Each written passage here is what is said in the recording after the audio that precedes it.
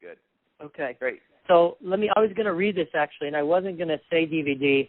You have here in the bio, it says 6.6 gigs. You want me to say 7 point whatever? Well, give or take a megabyte, you know? I mean, well, I'm saying, what do you want me to announce? Well, just say 6.7 gigabytes of training content. It's got more training content in it than any other contemporary training system in the industry today, and that's probably a true statement. Very good. So I heard somebody beeping in. We have some people chiming in early, I think. Yeah, is that right, Vinny? Yep, we sure do. Yeah, we do. Okay, so is there a way, we'll just, whoever just came on, if you're listening, and thank you very much for coming in. We're not going to start for about 3 more minutes because we usually start right in time. But thank you very much for clicking into the Superior Vocal Health teleseminar. We'll be started in about 2 minutes. Yep, and we will Superior open up Vocal Health from the good people at Superior Vocal Health and Robert Lunte Incorporated.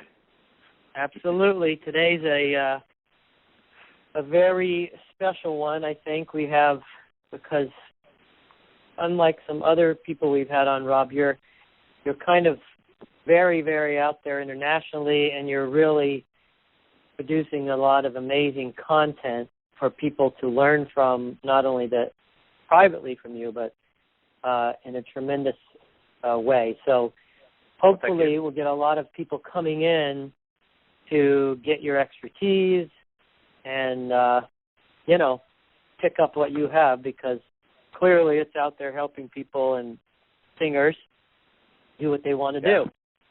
That's our goal. It is. It is doing all that. It is. And I'm excited to talk about it anytime I can, and even more excited to help people, because I mean that's really one of the reasons why I do this, is because there's this missing space in the industry that needs to be filled to help students of singing, and they need a chance to get the proper products and get the proper information. There's a lot of noise in my business, a lot of noise, not in my personal business, but in my industry, and it creates a lot of confusion for people that are just want to get some help. And I'm like Superman.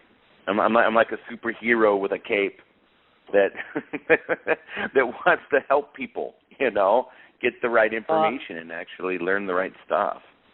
I would say you're Superman in the way the content you put out. It's unbelievable. So I haven't been personally with you to see your cape, but I can tell you the way you put things out and how much and often and quality. It's super. So awesome. But tell you what, we're at like 2:59 in a couple seconds, so I think we're going to start. All right. Groovy. All right. So whoever's out there and listening to us today, you are tuning into another teleseminar from Superior Vocal Health, where we interview voice specialists across the board, including artists, teachers, coaches, vocal therapists, doctors, whoever we can get out there that is on a high professional quality level that's helping artists. We bring them in and we interview them and we pick them apart and we ask them about vocal health. And today that's what we're doing. Thank you for joining us. And I'll jump right in here. Today we are sitting with Robert Lunte, and just to make sure, Rob, can you hear me out there? I can hear you. Yes. Excellent. Okay. Welcome, Rob. Welcome to the show. Welcome to the seminar. Great to have you. Thank you, David. Thank you, Benny. And thank you for anybody that's listening and interested in the work that we're doing. Yeah. Absolutely.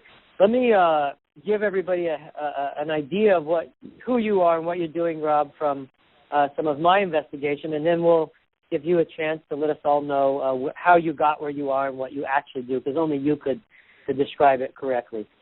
So to give everybody a heads up, first and foremost, Rob is known as a voice teacher, voice coach and teacher internationally.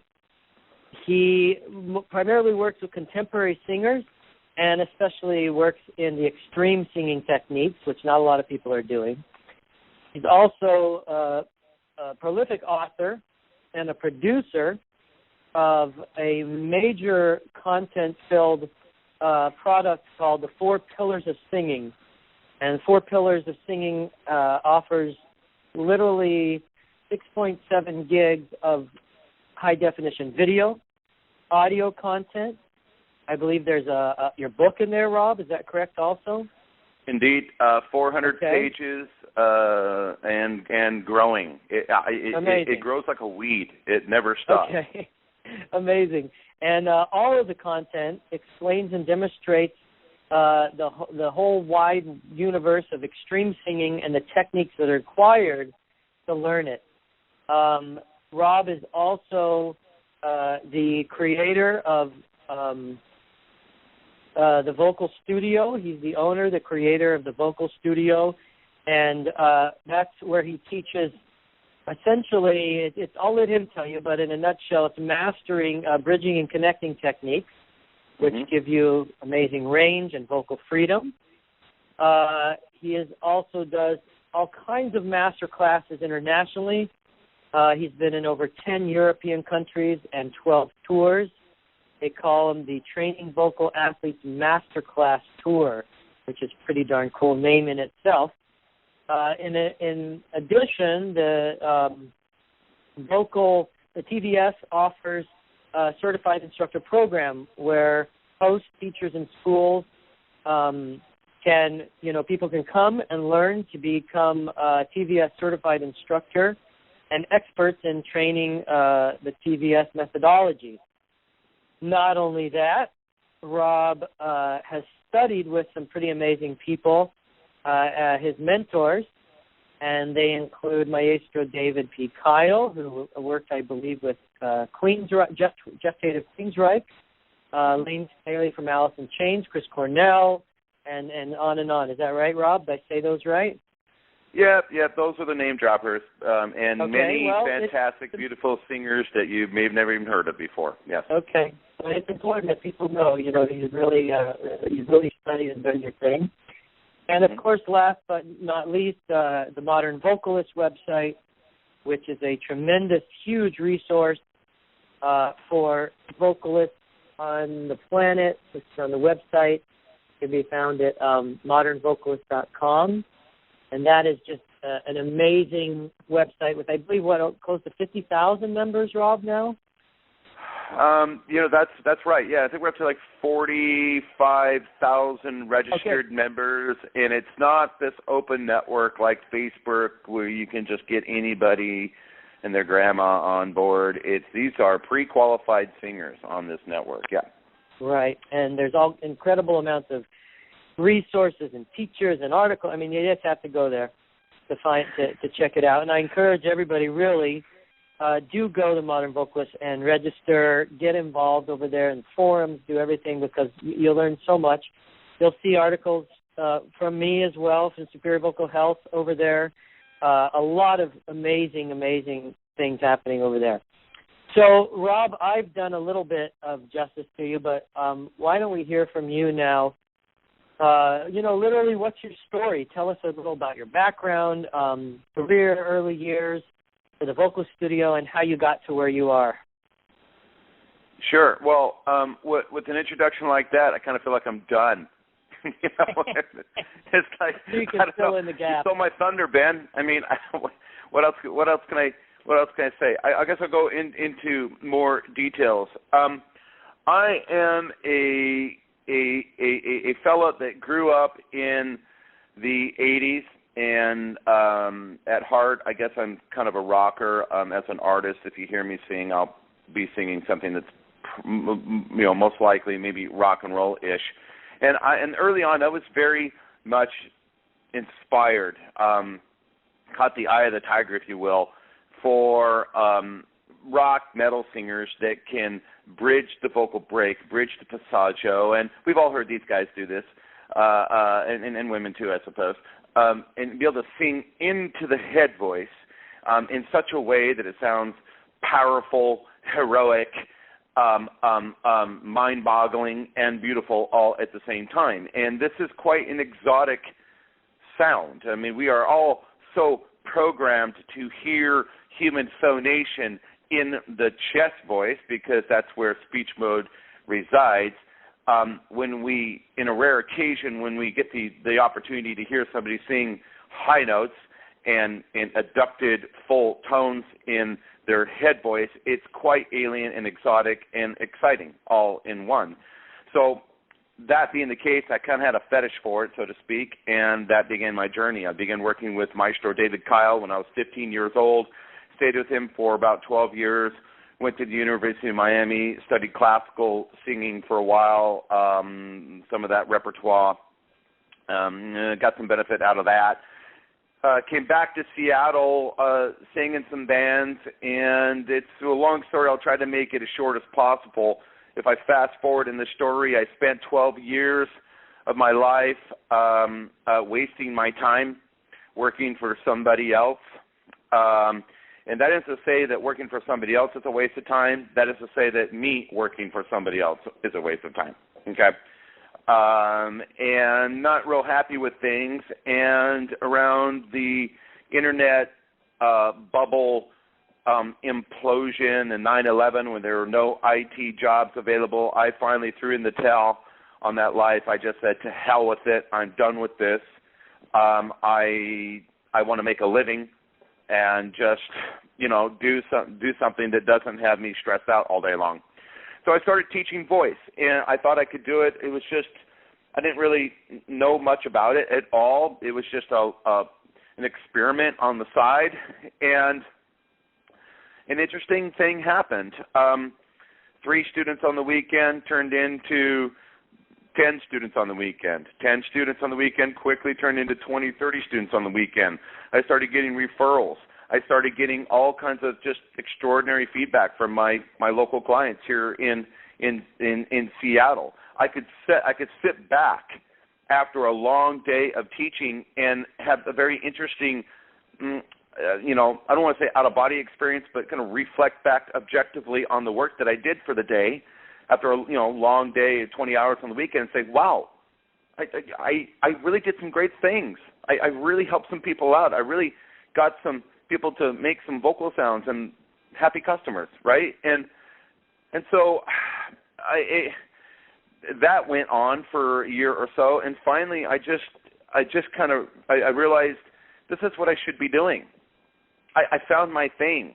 I didn't plan to become a full-time vocal coach that's doing master classes and writing books and things. That wasn't really my plan or design. In a sense, I'm doing this because it's what I've been tapped to do. It's what I was, I suppose, destined to do. And so I made a covet with myself. I kind of owned that, and there's literally one day I said, okay, and I'm not even a religious kind of guy, but I just thought to myself, somebody somewhere out there is telling me this is what I'm supposed to be doing on the planet. This is my contribution to the world. So I'm going to take it out of 3rd gear, and then I'm going to put it in the 5th gear, and I'm going to go after this thing like a Tasmanian devil. At that point, I wrote the book. I did the first edition of the 4 Pillars of Singing. It sold well. People loved it. And picked up a couple sponsors that thought it would be kind of cool to get behind a voice coach, and started doing these master classes. And all of that led into the Certified Instructor Program. Today, I'm on to the 4th edition of the 4 Pillars of Singing. The product enjoys 100% 5-star review across Amazon.com and my store at the Vocalist Studio store.com. I'm not trying to just plug my book, but I'm just trying to say that I put my life, energy, and commitment to this thing, and I'm very proud of this product because there is no other product in the industry today that can give you more training content, training routines, workflows, and show you how to get the job done in a short amount of time than the 4 Pillars. And I'm just happy to share any information about that with anybody that wants to listen because I want to help singers, and I'm pretty good at it. So that's what I do. That's my story as far as that is excellent. That's perfect. Thank you. And that is a great segue, because what I'd like to do is get an idea. We're all about vocal health, and that's, what Superior Vocal Health, the entire goal of Superior Vocal Health is the same thing, to help artists sing better, stay healthy, learn, and take care of themselves, especially their voice. So you teach a very intense method of singing, which is primarily a high-energy rock and almost sometimes the death metal type of stuff. I think you also No. Okay. No. So what do you? I wanted to say that out loud because I wanted to make sure people knew what you're doing, because there are some people that think, oh, he's doing this, this intense vocalist technique. It's probably those guys out there screaming, but that's not what you're doing at all. No. Correct? No, not at all. I'm glad you brought this up. Tell us your technique. Well, okay, and this is a problem.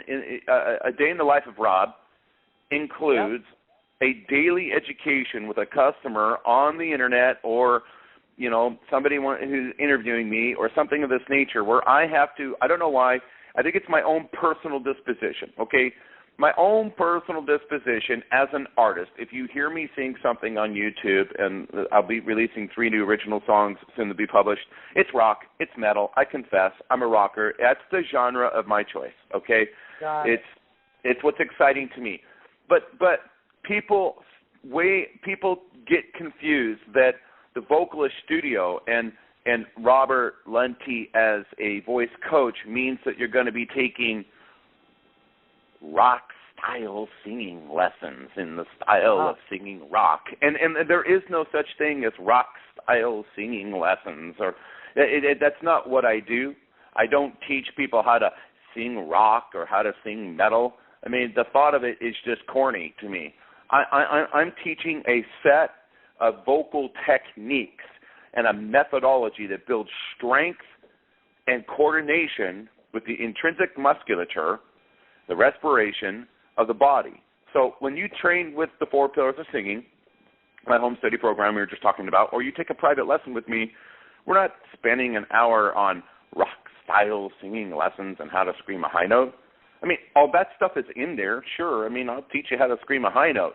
But the path to getting to that is going to be vocal leads, do-re-mis, workouts, specialized onsets, training workflows, sequential steps on how to build a high-performance phonation, vowel modification, new vowel modification formulas. I mean, these are scales, workouts, onsets, formant tuning, the kinds of things that are real and necessary for a serious voice lesson. It's not just style singing, it's vocal technique training. Now, if you're a good student and you come in and you knock out your homework and you say, yeah, I mastered my 8 TVS specialized onsets, check it out, watch me do this new training, this vowel modification formula you told me to do in our last lesson. If you knock that out in 15 or 20 minutes, then we're going to throw on the tunes. Then we'll throw on some music, and I'll start coaching you on songs.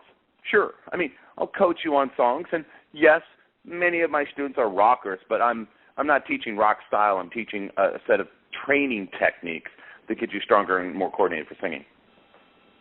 Excellent. So that's what I wanted people to hear too. It's very clear. You're really giving people the tools, singers, artists, young, old, indifferent, experienced, not, real solid, studied, practiced, and proven tools to sing, strengthen themselves, and learn how to do it properly so they can have a career. This is muscular strengthening and coordination building through techniques, vocalese, and a methodology. And I'll just say this. You can't have the fastest growing certified instructor program in the world as far as vocal training organizations go if you're teaching rock style singing coaching lessons. It doesn't work. My teachers, the teachers in the TVS Certified Instructor Program are the most talented and the hottest vocal coaches in their own areas on the planet, as far as I'm concerned. I mean, the TVS Certified Instructors are the real deal. And these folks would not be signing up behind this program if it were rock-style singing lessons. So they're signing up because they're learning a real methodology, a real way of doing things, and there are techniques that work and get results quickly. You know, we've known each other a number of years. You know that I am singing opera. I've been singing it for almost 20 years. Yeah, would even somebody like myself benefit from the strengthening and the coordination that you're doing, even if I wasn't going for rock singing? Yes, or popular singing. Of course, David. In classical singing, do we or do we not? Do you modify vowels sometimes? Sure, absolutely. Absolutely. Well, then you and I have not worked together as a student coach yet. I hope we can do that one day. But what if I told you right now that if you were to take a closer look at recent updates of the product, I'll show you 5 modification formulas. A sequential formula of the vowels that you can modify shade in and out of inside of a vocal siren that will help you train the proper modifications for sound color, for shifting the resonant placement more to a covered or more of a covered dampened position, or shift the sound color resonant placement forward to the palate for a brighter, more metallic sound color and presentation. You know how vowels will shift the resonant placement in a voice, and how they can kind of help. They had a big part of helping to bridge the passaggio as a professional singer. I can offer you an opportunity to look at vowel modification formulas. So you've got the workout, you got the formula sitting there right in front of you. Now all you got to do is practice. That's going to be the fastest way that you can build the muscle memory and the understanding of how to use vowels when singing. That sounds excellent. Yeah, and great. Onsets. You know that onsets are important. Richard Miller, take a look at Richard Miller's book. And those of you who don't know who Richard Miller is, he's like... He's in Oberlin, or is he... where is Richard Miller? He was in... Richard Miller passed away a few years ago. But he was in... I think it was Oberlin was where he taught, right? Yeah, I don't know. I just know him to be... Yeah, I mean, he was a major teacher. You know, yeah, guys like me and David and voice coaches, look up to Richard Miller. Yeah. He was one of the big... founders of vocal technique, just this genius guy that wrote 15 books. I don't know, just absolutely amazing individual. And he has a book called The Structure of Singing. It's very thick. It's very scientific-y. The first chapter, on page 7, he starts talking about onsets, how to start a note. And in the TVS, in the Pillars training system, we have 8 specialized onsets. How to start a note. David, you know that if you start your note, that first note, if everything is lined up right, if the vowel is right, if the embouchure is right, if the vocal fold compression is correct, if you're not staring at your shear strings, if you've got a good mental focus and other technical constituents in your onset package, if it's all together, then whatever follows, the training or the singing, will be fantastic. It'll work for you. And so that's just another example. Like the vowel modification formulas, if you worked with my program, you would learn to master 8 specialized onsets that are used to isolate muscle strengthening, more coordination, and to troubleshoot problems. Excellent. That's a great segue again. I want to ask you, for the listeners out there, since we are vocal health, let's talk about how you work. Say you got a number of students who really do they really have been progressing, and they're excellent singers. They're out there, they're working as pros, but they check in with you, just like I check in with my coaches in New York. And a guy comes or a gal and says, I'm really, I'm hurting. I got a gig tonight. I woke up with a majorly sore throat. How am I going to get through this? I got to do this gig. So where do you start with that? Because I've had that from my students, but they're singing classical, and it's a different game on my end at least. But for you, you're talking about maybe they might have 2-3 sets to do, and a lot of singing. So how do you approach that on all different levels, either diet or what are the challenges there for you? The scenario that you shared with me was, I have a gig tomorrow and I woke up this morning with a sore throat. Is that the situation you want me to answer, or more of a general question about vocal health? I have a gig tonight, even. Like real immediate tough stuff that we have to get through. Yeah. Well, first thing that comes to my mind would be get some antibiotics, get some medicine. I don't understand these individuals that kind of want to just like tough it out with strep throat. Would you recommend to sing though? Would you recommend to sing with that? With a thick raw throat, or if it's no? Perhaps the individual doesn't have a choice. Maybe they're on their contract and they have to sing. I would hate to have to sing into that situation. What you and I are talking about right now is very extreme. I would feel sorry for anybody that would have to sing. Yeah. With swollen glands and they can't swallow. So I would say, man, try to get some antibiotics. Get a shot if you can, and drink some warm minty tea. Maybe pick up some great products, similar to what you're offering, David. Your Superior Vocal Health products are fantastic. I got them in my studio right now. Something like that in your product set might help for sure. What about your tea, the Vishuddha tea? Yeah. I offer some tea that I invented for singers, Vishuddha Singers Tea. Yes, it's helpful. People like it. Yep. So in terms of technically, let's say you're not totally wiped out. Let's say you just kind of got this a little bit of a raw throat. Yeah. From your training and technique, what are the things? I know you can't just give it in a nutshell, and you have to sit with each student, and hear them at the time. You can't just do it over the phone like this, but that you could give an idea of how your technique can help them maybe get above the throat or place it different. Would you be able to give us something like that? Yes, I can, and thank you for reorienting our question. If you got strep throat, I can do some pretty amazing things, but I can only do so much. But right.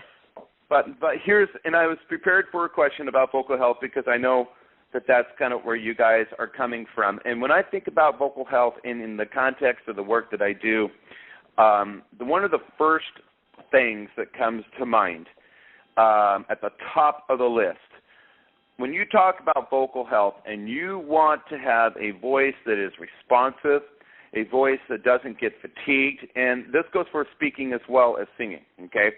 A voice that will respond for you, you need to work the musculature and the coordination for vocal fold compression. You need to work the aryepiglottic sphincter and his buddies, the other muscles, the small intrinsic musculature inside the body that work to strengthen and coordinate the ability to compress the vocal folds, bring the vocal folds together, and not only compressing them together in a strong way, but to be able to command and control the vocal folds, to be able to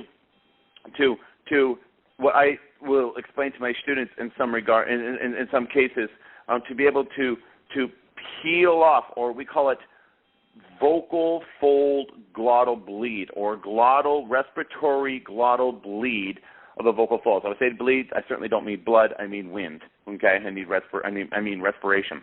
So the ability to bleed the glottis of respiration incrementally, 5, 10, 15, 20% as you move the voice, or what we call in TVS the phonation package, forward in time and up in and higher in frequency. A case in point.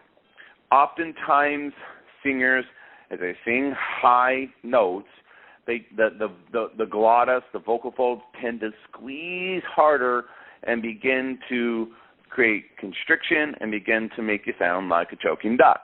Okay? So one thing that we do in TVS is we work on respiratory glottal bleed. As you go higher in frequency, you learn to command and control your glottis, peel the glottis back 5, 10, 15%, and blow a little bit of wind through the glottis on a high note, for example, something like a C5, all right? And at the same time, increase the subglottal phonation threshold pressure. You're going to increase the respiration, blow more wind and velocity through that open space in your glottis on the high note, and what you get out of that is the constriction goes away and the sound of choking ducks goes away, and you get command and control your voice back on super high frequency notes. Now, that's an explanation of one technique you'll learn at TVS, but getting back to your question, that is also an example of what good glottal compression and workouts that are designed to build a command and control of the compression in your glottis will do for you. Now, what I just described was a technique of how to sing high notes, okay? Now, the training method for building good glottal compression in TVS, there are several, but one that comes to mind is in a set of 8 specialized onsets that TVS students and teachers learn about. There is one onset called the quack and release onset. The quack and release onset sounds like this.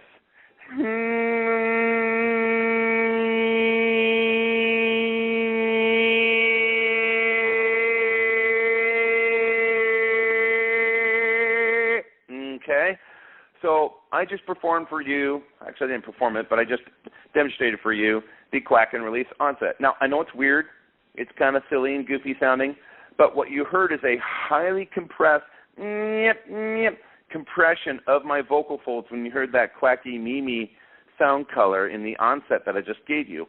Doing this in the shower, in the car, in your lessons with me, doing it until the cows come home, doing it until your friends and your family kick you out of the house and they're sick and tired of hearing you go, all right, doing it for a good 4 to 6 weeks will build amazing strength and coordination of vocal fold compression. So at the end of the day, not only is your singing more responsive and sounding more beautiful and powerful, but your speaking voice will also sound more beautiful and powerful and animated.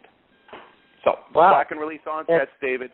Quack and release onsets to build strength and compression, the strength and coordination of the compression in the vocal folds is one thing that I would advocate for good vocal health. Excellent, excellent. Okay, how about the whole concept of, I mean, I'm going to come again because your style is, you're not really working with a lot of classical singers from what I understand. No. For a person who's out there and ends up tired vocally, not in a normal way, because if I'm doing I'll do a major concert with opera and a lot of different types of styles. The next day I'm fatigued, but I'm not like, I haven't lost my voice. So we're talking about somebody who's past the normal level of tiredness, and it's really kind of raw and a little more beat up than it should be.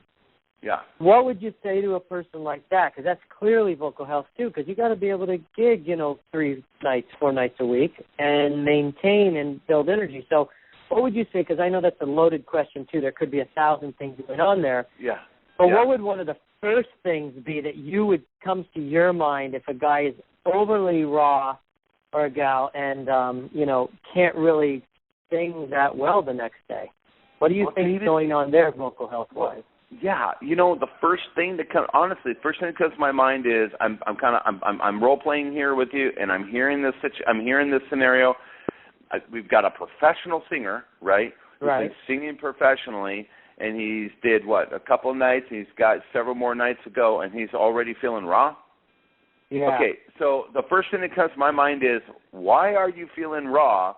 I would go to the technique, David. I would be questioning, what is it that you're doing or that you're not doing that is not preparing the physical strength and the coordination of your voice well enough so that after 2 performances as a professional, you're already feeling tired and raw? That's the problem. Now, we can throw a Band-Aid at it. We can get some singer's tea and make them drink some warm minty tea the next night, and that will probably help and soothe the voice a bit, sure. We can advocate that they pick up your products, David. That's going to help as well. But I think, none of that stuff is a magic bullet. You know it. No, and I would go back to, what are you doing with your vocal technique in your warm-up that's creating that situation? My guess would be, and we're just role-playing here, is my guess would be is your warm-ups are too bottom-up, too heavy, too grindy, too throaty, and you're wearing yourself down in the warm-up before you've even started singing. If you have a voice that is oriented for top-down phonations, and what I mean by that is oriented for resonating in the mask, a voice that is a voice and a warm-up and routines that are ringy and pingy, that vibrate the nose, that vibrate the upper palate, that vibrate the teeth in your mouth when you're singing, that have brighter harmonics, generally speaking, that twang, that quack, that compress. If you are doing vocal leads, workouts, and singing in these kinds of physical configurations and postures, you're not going to get tired. You really shouldn't.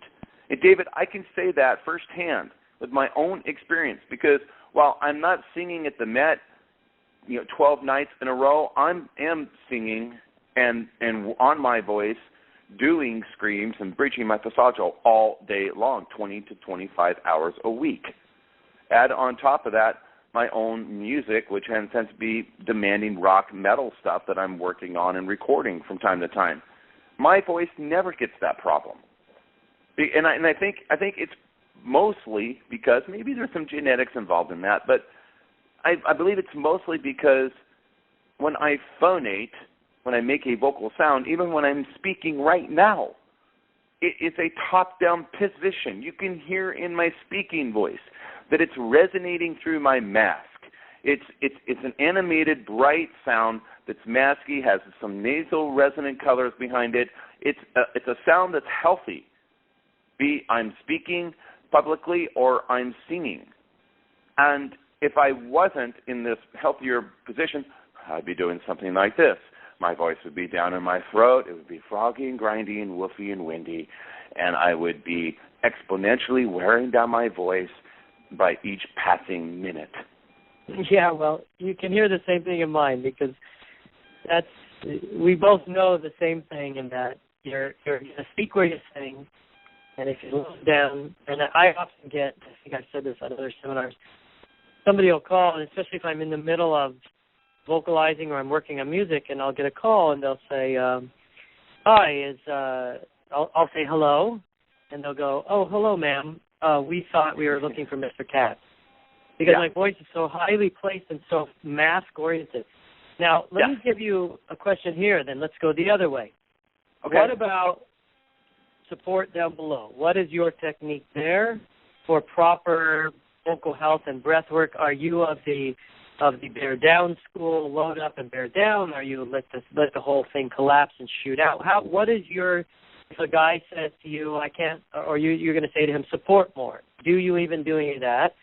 I had a teacher who only worked with vowels and didn't really believe in support in Manhattan. He was one of the greatest teachers in Manhattan till he died. He wrote the Encyclopedia of Voice.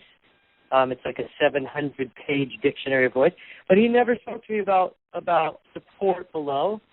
We worked vowels and modification. And then I got another teacher who, by the way, you reminded me about your warm-ups. My first opera I did, he said a very significant comment to me that I've never forgot. He said, don't leave your high notes in the dressing room. Meaning, don't warm yourself up so high that you get tired or overdone. Get yourself in, and you shouldn't get tired. You should just warm up and go out. but he put me into the stomach. So I'm really curious to hear where you're coming from on vocal health with support, quote. Okay, great. Good question. At TVS, we support the phonation package. Now, let me explain quickly what a phonation package is. A phonation package is the sum total of all the technical components or technical constituents required to make a high-performance phonation. All right?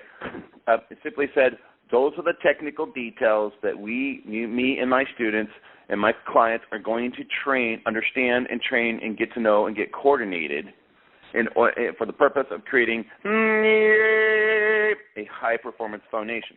Okay?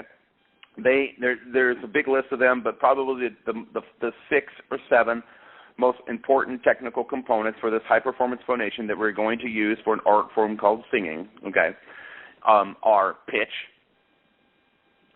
match your pitch, respiration, compression of the vocal folds, which I already spent a lot of time talking about. That's so important.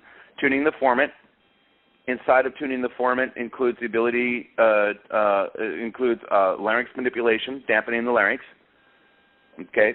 Embouchure, how you shape your embouchure. Vowels, understanding vowels, knowing when to shade in and out of vowels, and understanding how vowels shift the resonant placement and therefore the sound color. And some mental issues, removing the psychosis of singing, which tends to manifest itself in the form of fear. Fear of singing in front of others, fear of the high note. So we have acoustic, physiological, and a few psychological, technical components that all come together that create what we call a phonation package. Now, your question is, Rob, how do you support the phonation package? The phonation package is supported from 2 major mechanisms. Mechanism 1 we call the vibratory mechanism or source filter, or the musculature inside the larynx, okay? Muscles, contracting muscles. The twinger, dampening the larynx, those kinds of movements. The other major source of support for the phonation package for the voice is respiration. Of these 2 major support mechanisms, the vibratory mechanism, that is squeezing the twinger, moving the muscles around in and around the larynx, is more intuitive. It's more just kind of more of a natural movement. Most people are okay with that. They can kind of do that. In fact, most people do it a little bit too much. Supporting with respiration is less intuitive. So we have to literally remind ourselves, even as professionals. We have to, sometimes I stop myself when I'm singing and I step back and say, wait a minute now, where's the wind? Let's get the wind underneath the phonation package. So we have these 2 systems. One is a little bit more intuitive, squeezing muscles, and the other one is less intuitive, respiration. So in the training experience, we tend to lead with squeezing muscles, pinching the twinger too hard. I already referred to that earlier. In particular, as we go higher in frequency, we tend to quack and pinch the twinger too hard and pull in constriction. So what we need to do is we need to learn how to back off on the vibratory mechanism, back off on the, if you will, the inefficiencies of squeezing and contracting muscles, okay, and get that mechanism back in balance with the greater efficiency of supporting the voice or the phonation package with respiration. Now, the point at where vibratory mechanism and the respiratory system meet is at the subglottal position. Okay, so we spent a lot of time talking about blowing wind and pushing good respiration, and that is true. If you come to my studio or you invest in the 4 pillars of singing, there are breathing exercises in the system that are going to teach you how to kick with the diaphragm and push out with the obliques.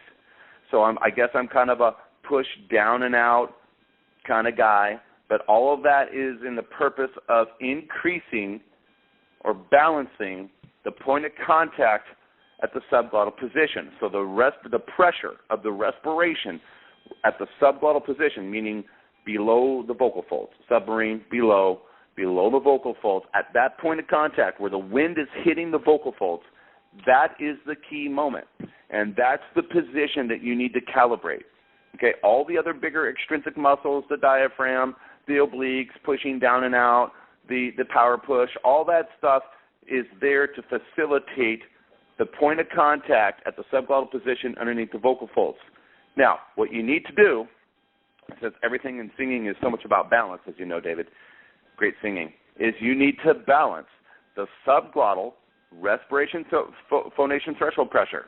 The level of pressure at the vocal folds, at the contact point, at the subglottal position, needs to be at the right balance, checked with the level of compression of the vocal folds. So you have wind hitting the lower part of the vocal folds. You have the vocal folds not quacking or squeezing too hard. They may be just at the right level, and it's balancing the compression with the respiration that gives you beautiful sound and freedom of range and bridging and all those things. So the short answer to your question is support consists of, there's two different kinds of support: muscular support with the vibratory mechanism and respiratory support with the respiratory system. You need to be able to command and control and manage both of them. And the point of management happens at the point of contact, where the wind hits the vocal folds in the subglottal position. So would you say, this is another one, Rob, that came through. What do you suggest on stage drinking? Some people say water, some say no water. We've gotten so many different answers from our seminars. What would you say in terms of drinking liquids on stage during a gig? Now, I have a good answer for that. And I just want to wrap up an answer for that last question real quick is, if you're not an acid reflux person, try to stay away from slimy foods before you mucus, sing. Right? Developing mucus. Dairy products, nuts, bananas, things that create slime. I have a good answer. The second question in regards to when you're phonating, singing, gigging, warm, minty tea. Warm, minty tea. It's not a silver bullet. It can't create miracles. But if you are drinking warm, minty tea, you're going to soothe the voice, and you're going to get a little bump. It's going to help you a little bit. It'll get you through a little bit more. It does for me. I hate to use this opportunity to pitch my own product. I don't necessarily want to pitch my product as much as I just want to say that warm minty tea works so well that I was inspired to invent a special tea for singers called Singer's Tea. If you go to singerstea.com, you can find some tea out there that I created, and it works. It's great. It's not going to, it's not a miracle maker, but when I do long days of filming for the 4 Pillars of Singing, when I produce the content for the product, I am pounding that tea. I'm sucking it down big time because it really helps me get through a good 8 or 10 hours of singing difficult vocalese and bridging all day long. And when recording, I'm drinking the warm minty tea. Yeah, it seems to help for me. It helps for a lot of people too. Yeah. I tell you what we're going to do. I think we'll wrap it up. As we do a lot of times, because this has been just great content and discussion. I learned a tremendous amount. I do on everyone, but now I learned a whole bunch of more technical stuff that's really going to make me think and take a look at your videos and YouTube and all kinds of your products across the board. Let me just recap for everybody who we had. Robert Lunte, the 2 major places you can find him. One, of course, the Vocalist Studio, but also the Modern Vocalist. And Rob, maybe you can give a quick shout-out, either a direct cell phone, an email, something if people want to get a hold of you. Well, sure.